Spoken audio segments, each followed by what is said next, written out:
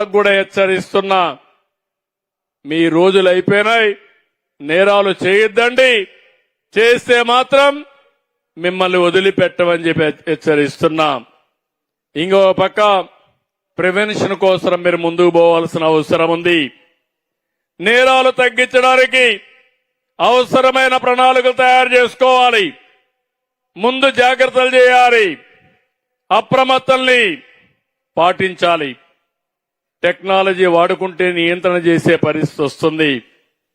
ఇంకో పక్కన మీరందరూ కూడా నేరం జరిగిన వెంటనే మీరు స్పందించే పరిస్థితి రావాలి, వేగం కూడా పెంచాలి. ఎందుకు నేను ఈ మాట వాడుతున్నానంటే, ఇటీవల ఒక కేసు ఒకటి జరిగింది ఇక్కడ. ఆ కేసు మీరు చూస్తే ఒక పాస్టర్ చనిపోయాడు. నేను కూడా బాధపడ్డా. చనిపోతే ఇది ప్రభుత్వమే చంపేసిందని నేరాన్ని వేయడానికి కొంతమంది దుష్ట శక్తులు ప్రయత్నం చేశారు. నేను మా పోలీసుని అడిగాను, నాకైతే తెలియదు ఆ పాస్టర్ ఎవరో, మీకేమన్నా ఐడియా ఉందన్నారు. మాకు కూడా ఐడియా లేదు సార్ అన్నారు. హైదరాబాద్ లో ఉంటాడు, రాజమండ్రికి వెళ్తున్నాడు.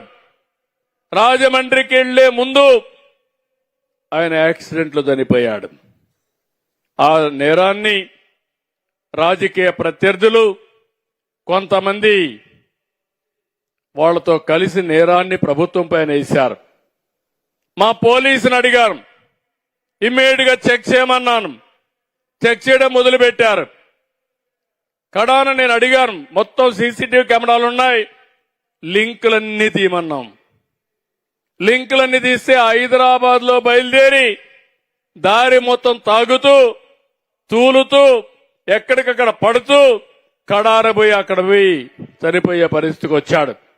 ఏ షాపులో బ్రాందీ కొన్నాడు, ఎక్కడ కిందన పడ్డాడు, ఫోటోలతో సహా వచ్చాయి. అన్ని ఫోటోలు బయట పెడితే దొంగలు తేలుగుట్టినట్టు అక్కడి నుంచి మాట్లాడడం మానేశారు.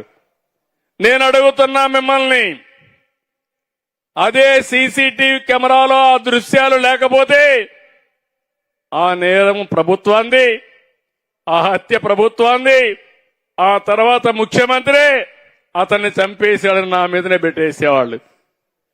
ఇలాంటివన్నీ ఉంటాయి.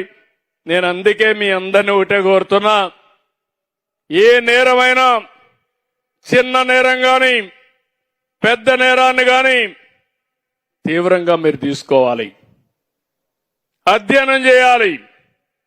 అన్ని కోణాల్లో మీరు ముందుకు పోతే అప్పుడే ఇది సాధ్యమని చెప్పి కూడా నేను మీకు తెలియజేస్తున్నా. నేను అందుకనే ఈరోజు నేను చాలాసార్లు చూశాను, ఒకప్పుడు నేరస్తులు రాజకీయాల్లో ఉండేవాళ్లు కాదు.